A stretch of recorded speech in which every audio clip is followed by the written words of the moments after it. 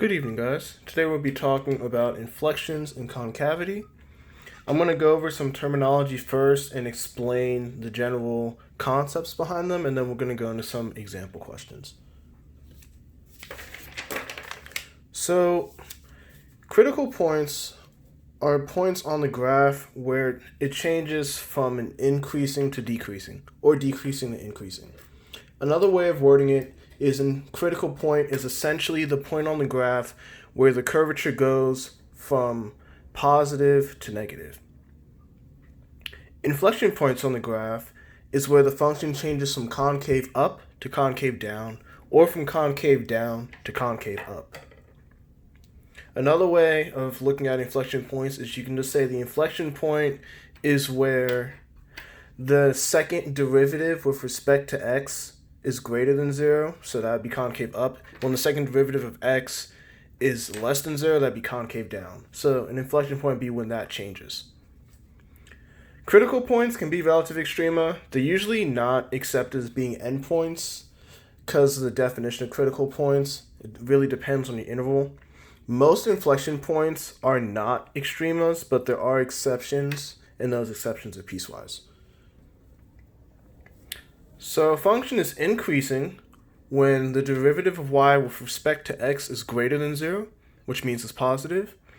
A function is decreasing when the derivative of y with respect to x is less than 0 or negative. Concave up functions look like a smiley face, concave down functions look like a frowny face. Or also, if we're following with our analogy, we can look at how the function behaves. So given this initial function, we'll call it the position function. The initial function we're given is f of x is equal to x cubed plus 6x squared plus 9x. So when f of x is greater than 0, we say the function is positive. When f of x is less than 0, we say the function is negative. And if you solve for x, you get the x-intercept. If we take the derivative of the position function, we get f prime of x, also known as a velocity function, or dy dx. dy dx is 3x squared plus 12x plus 9. When dy dx is greater than 0, the function is increasing. And when dy dx is less than 0, the function is decreasing. If you solve for x with this equation, which is the derivative of the first equation, that x value will be your critical point. If you take the derivative of that again, you get 6x plus 12. 6x plus 12 is the second derivative of y with respect to the second derivative of x. So you're taking the derivative of the original function.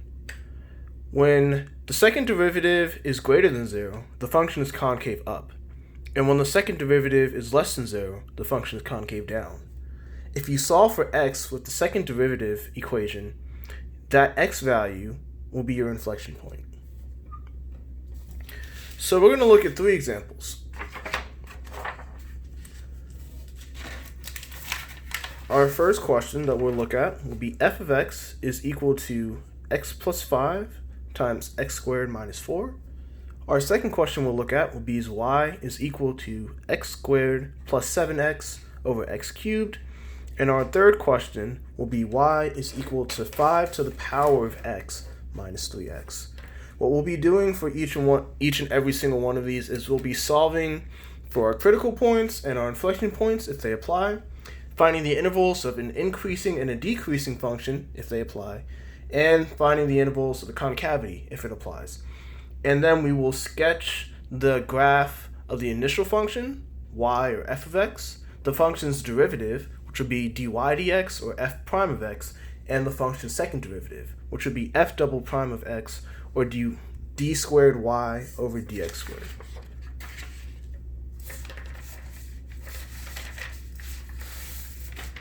So here's our first question. Our first question is f of x is equal to x plus 5 times x squared minus 4. So in order to find our critical points, we have to take the first derivative of the function. So we'll start with that. If I take the derivative of this function, f prime of x is equal to, and notice this is actually a product rule. Product rule is the derivative of the first function times the second function plus the derivative of the second function times the first function. So the derivative of the first function, at least the derivative of this first part right here, because these are still technically, it's a composite function. So this is function 1, and this is function 2. The derivative of the first function is 1 times the second function, which is x squared minus 4, plus the derivative of the second function is 2x times the first function, which is x plus 5. And that's the derivative, but we want to try to see if we can simplify it down a bit. So simplifying this down, in just a little bit of algebra. So this is x squared minus 4 plus 2x squared plus 10x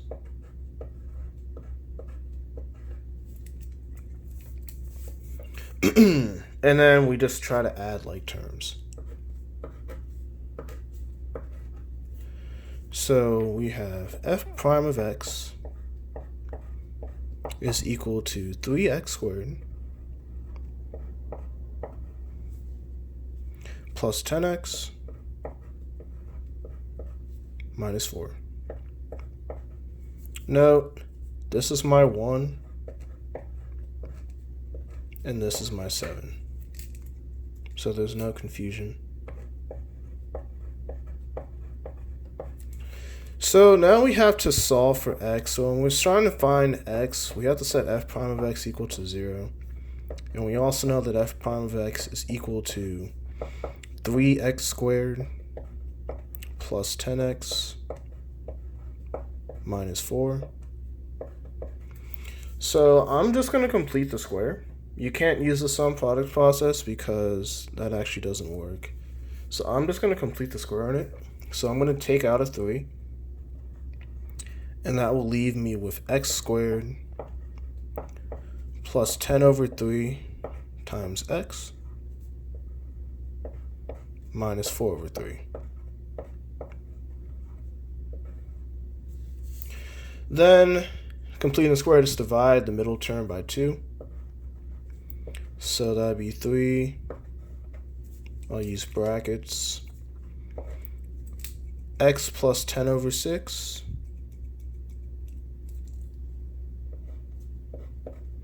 And that's squared. Minus 10 over 6 squared. Minus 4 over 3. I'm going to try to simplify this down as well. 3 times x plus 5 over 2, 5 over 3, not 5 over 2. Squared minus 100 over 36 minus 4 over 3. So I'm going to try to get a common denominator with this term. Common denominator, I'm just going to use 36, so I'll multiply both of them by 12. So 3 times x plus 5/3 squared minus 100 minus 12. 12 times 4 minus 48, all over 36.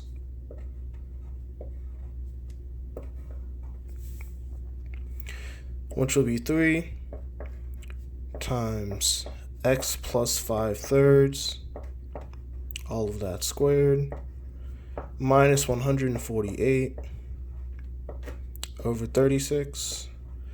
And now we can actually solve for x. So this is all equal to 0, if you remember. I just focused on this side. Just try to save space. I divide out 3. 0 divided by 3 is 0. So I have x plus 5 over 3 squared minus 148 over 36 is equal to 0. You can add 148 over 36 over. So that would be x plus 5/3, all of that squared, is equal to 148 over 36. Take the square root of both sides. So x plus 5 over 3 squared is equal to plus or minus the square root of 148 over 36.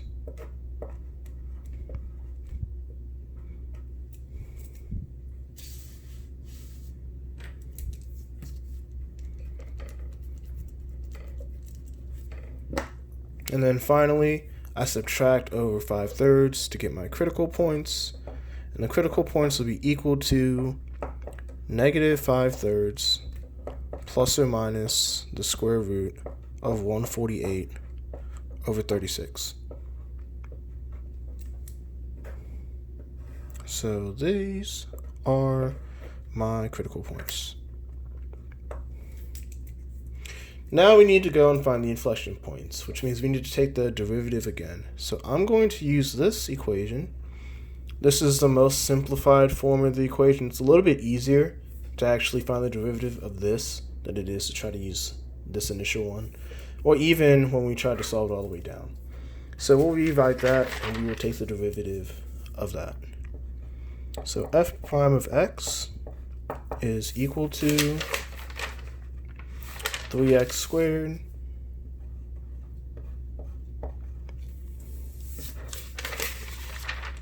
plus 10x minus 4.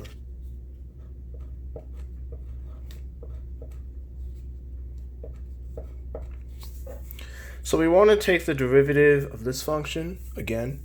So f double prime of x will be equal to 6x plus 10.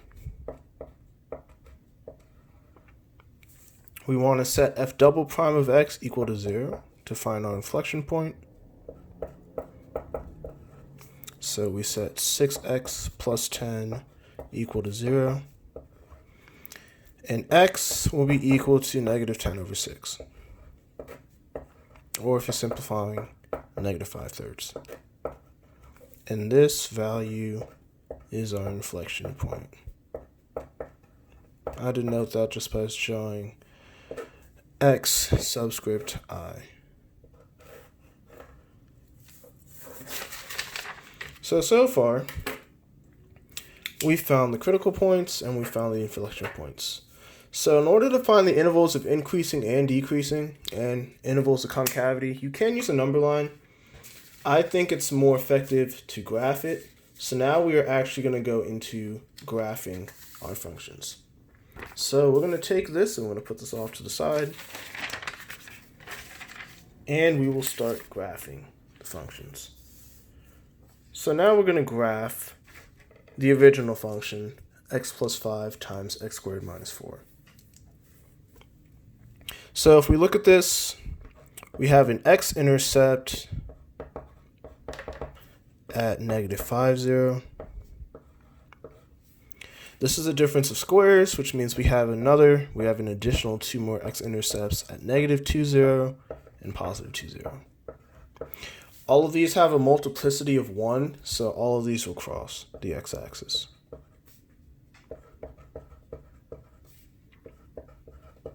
Let's also see if we can find the y-intercept. The y-intercept is when x is equal to 0, so our y-intercept is negative 20. And writing it as an ordered pair, it's 0, negative 20. We can also look for the end behavior. So we can see as x approaches infinity, what f of x approaches, and when x approaches negative infinity, what f of x approaches.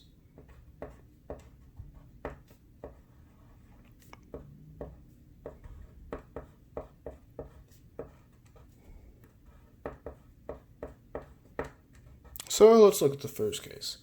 So when x approaches infinity, this number is going to be a very large positive number, and this number will also be a very large positive number.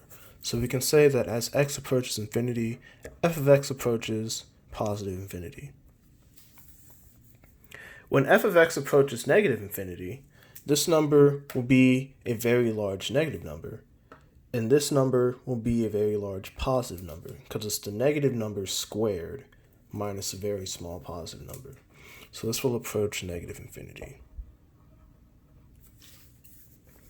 Using all that information, we can go ahead and try and sketch our graph. So these are what I like to call a rough first sketch. I will not be drawing it to scale. If I did, I'd have to draw out 20 squares for the y-intercept. So I'm just going to put the y-intercept about here. And I'll just label this point 0, -20. Then I'll put all my x-intercepts on the graph. So this is one x-intercept, this is another x-intercept, and this is another x-intercept. And we can label those in a second. So as it comes in from -infinity, it's coming from down here. So we can say this crosses here. Let me double check my math. Negative number squared is a positive number. So it approaches from -infinity, so it comes like this. It crosses because that's multiplicity of 1. It crosses again because that also has multiplicity of 1. It goes through the x-intercept, and then it crosses up here. And that is our first graph. This is the graph of the first function.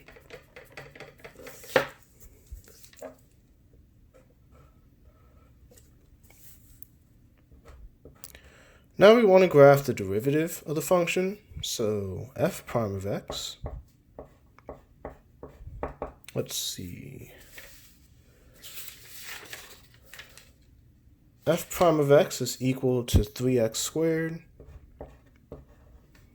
plus 10x minus 4.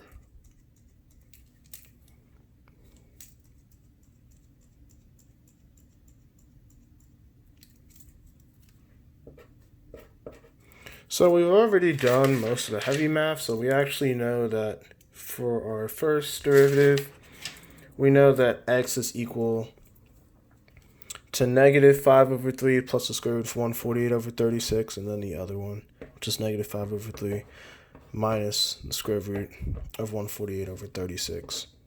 So since I'm not using a calculator, the numbers themselves, the exact value of the number, isn't really what's important. Because I'll show you in a second, but essentially you can just approximate it, and you can just make sure, well, one's going to be negative and one's going to be positive. And I'll show you how I'm going to do that without using a calculator. I'll just approximate it.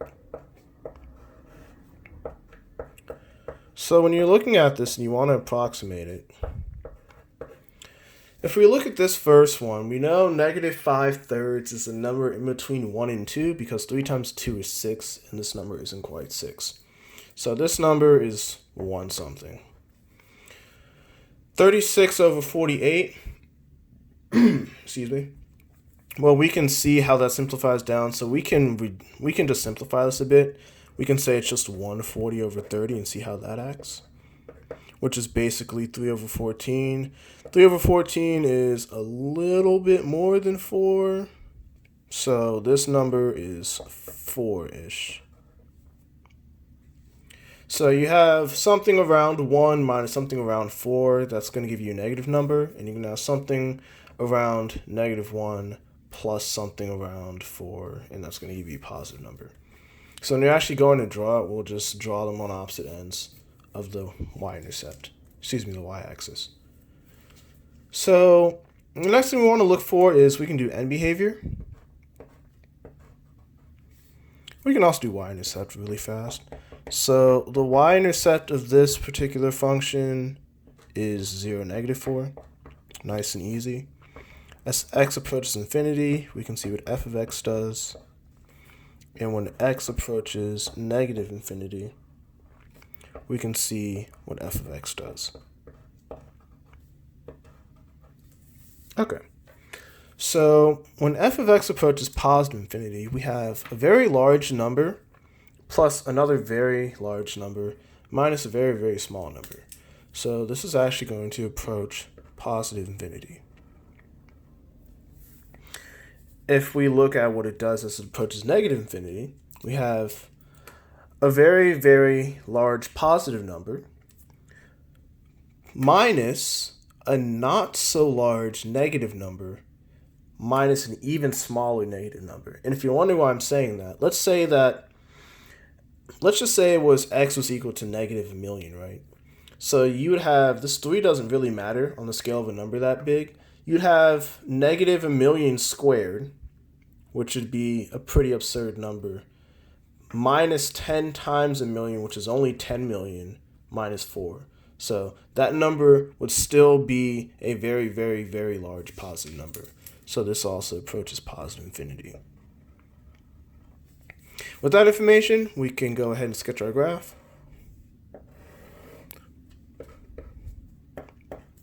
So we have a y-intercept here, and then we have two x-intercepts. It's approaching positive infinity from both sides, multiplicities of 1, so they cross. So actually, this is just going to be a parabola.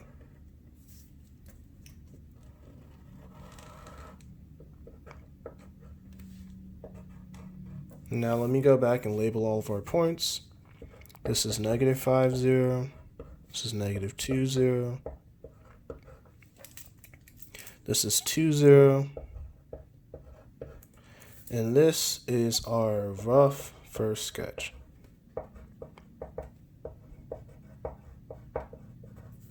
On this graph, this is 0, negative 4. This is long. So this is negative 5 over 3 minus the square root of 148 over 36, 0. And this one's also long, but it's negative 5 over 3 plus the square root of 148 over 36, 0. And this one is also a rough first sketch.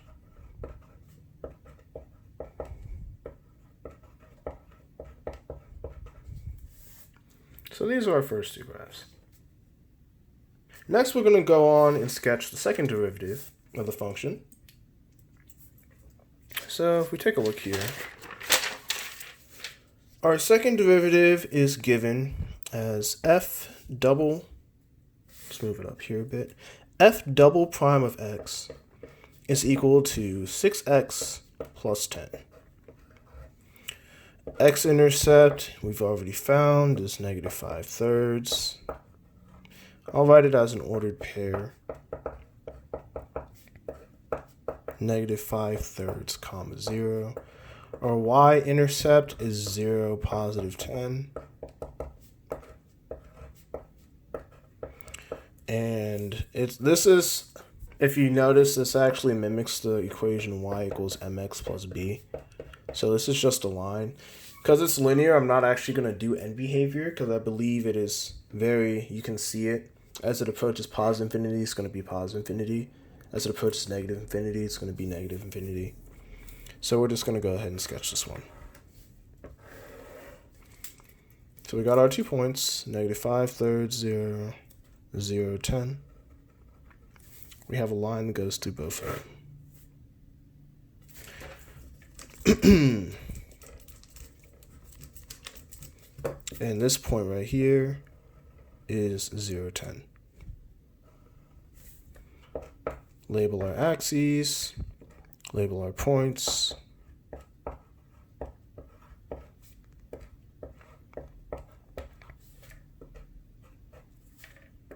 So this is our graph of the second derivative.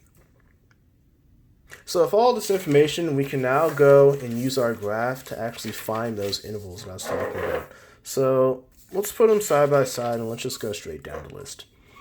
So for intervals of increasing, we'll just analyze the graph of the first derivative. So increasing is when this graph is positive. So it's positive from negative infinity to negative 5/3 minus the square root of 148 over 36. And it's also positive from negative 5/3 plus the square root of 148 over 36 to infinity. I'll symbolize that using the union sign because they usually want us to use interval notation for this. It can vary, but I'm going to use interval notation. And it's also increasing from -5/3 plus the square root of 148/36 to infinity. So that's our interval of increasing. Our interval of decreasing is when it's negative. So our interval of decreasing is only one. It's from -5/3 minus the square root of 148/36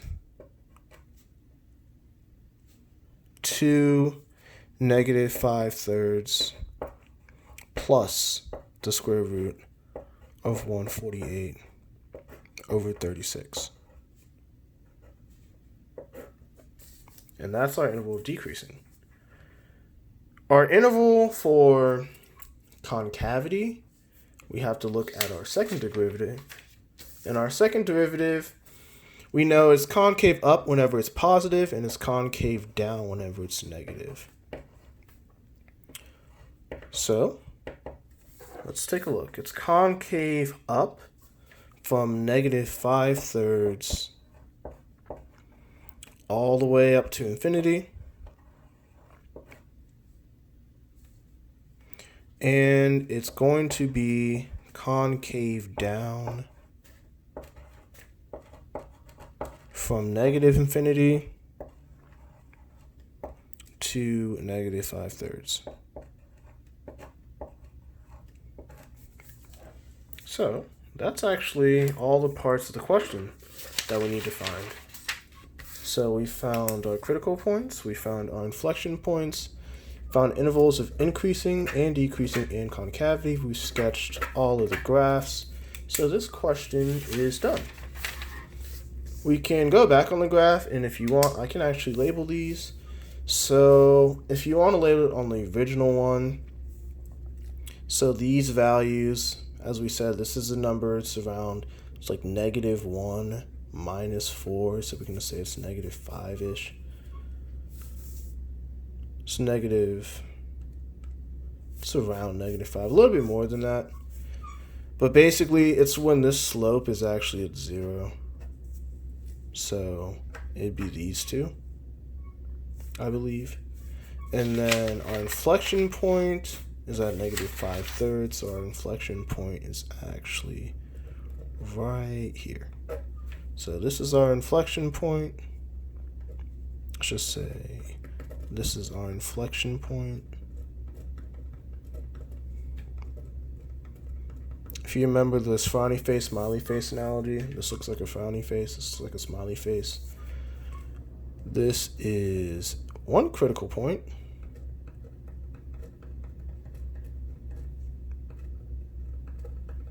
And this is another critical point.